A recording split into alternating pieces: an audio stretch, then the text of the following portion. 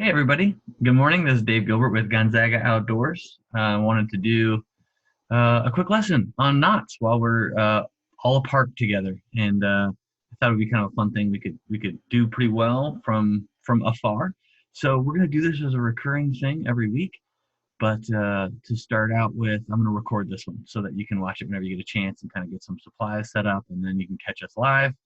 And of course, those will be recorded too, so you can come back anytime you want if you miss them live. I know this video is terrible, this camera is terrible, but don't worry about it because we're mostly going to be working on this other surface over here. So um, I wanted the good camera for that. So let's switch to that right now, and we'll talk a little bit about what we're going to do. So to do this, today we're going to talk about some definitions and sort of talk generally about knot tying and give you some supplies to grab.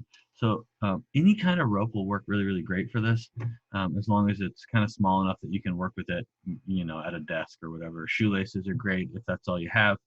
I have a couple of pieces of climbing rope. This is little 6 mil kind of accessory cord. And then I'll also be using a little bit of webbing later on in this, and we'll talk a little bit about what's the same and what's different with the sort of flat webbing.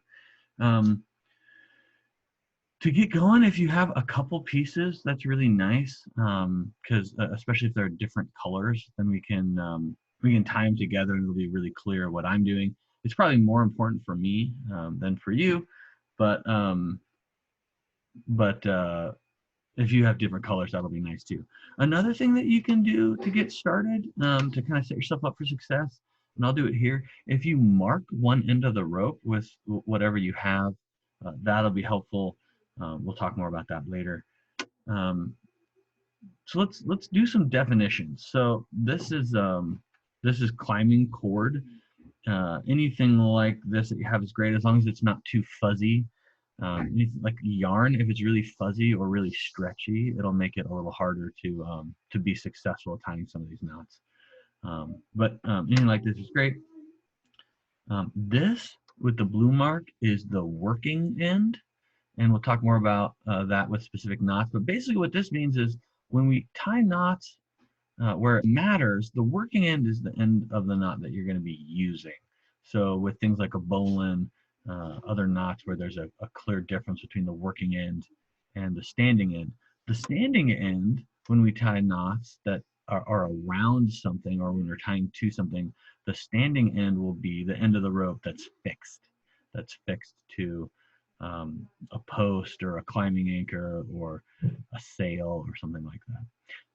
So the working end and the standing end, which of course this is just two ends of rope, so it doesn't really matter right now. But we'll talk about that more later.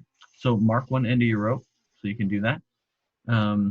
This, at this end, we're going to talk a little bit about the difference between a bite and a loop, because we're going to talk about that a lot. So here's another glossary term for you. A bite is like what you see here, where the rope is folded back on itself, but it doesn't cross over. So we can use a bite to tie things like a simple overhand on a bite, where you might take this whole flattened piece of knot and tuck it back through here. Don't worry about practicing this right now, but there's lots of things we'll do with a bite. That's a bite of rope, and it's spelled B-I-G-H-T, a bite, right there. The other sort of thing we'll talk about a lot is a loop in the rope. So a loop is when they actually cross over themselves, right? So that's a loop. So if I say make a loop in your rope, that's what I'm talking about. And it's the start of a lot of knots. So start with a loop and then pass I should be passing the working end through. So then pass the working end through your loop, say, and you get an overhand, not on a bite, just a regular overhand. Kind of looks like a pretzel. The overhand is the first knot that I want to teach you, and it is sort of a basic concept that we're going to build on and use in some other knots. So to tie an overhand, it's really simple. Make a loop, and then with your working end on the bottom, and then you're going to come back over the top and just fold it through. And I'll try and make that really so you can see it. Okay, that's a classic overhand. With an overhand, you can tie a lot of other knots and you can use it for lots of things. So we'll keep coming back to the overhand. So make sure you really easily understand what that is. I'm gonna tie it a couple more times so you can see. Basically, again, cross it over, make a loop, right? And then we're gonna pass the working end back through that space that we've made so you can end up with an overhand knot. One other one while you're working on this that you can do really easily is an overhand on a bite. So if you want to make a loop into a piece of rope like this, make a bite, then take the whole bite and make a loop with that, right? So the bite actually crosses over itself, and then pass the bite back through what you've made there, see? And now you've got this loop that you can clip into something, or you can tie this whole thing around something.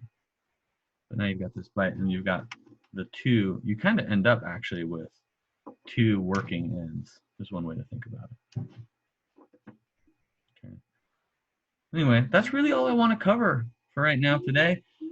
Simple overhand, the idea of a bite, like that, and a loop, right, like that. The working end of the rope, what you're going to be using, and the standing end, the end that'll be attached to something when that's applicable. So grab some rope, grab some shoelace, whatever you can grab, and we'll get a schedule going, and we'll meet you back here weekly. And we'll do this live, and you can go along with us. If you have a video, you can show me what you're doing, ask questions, all of that. And yeah, maybe it's kind of dumb, but we're going to do it all together, and we'll get another skill out of this. So thanks so much for tuning in. I hope you're staying safe and healthy, and we'll talk with you soon. Thanks a lot.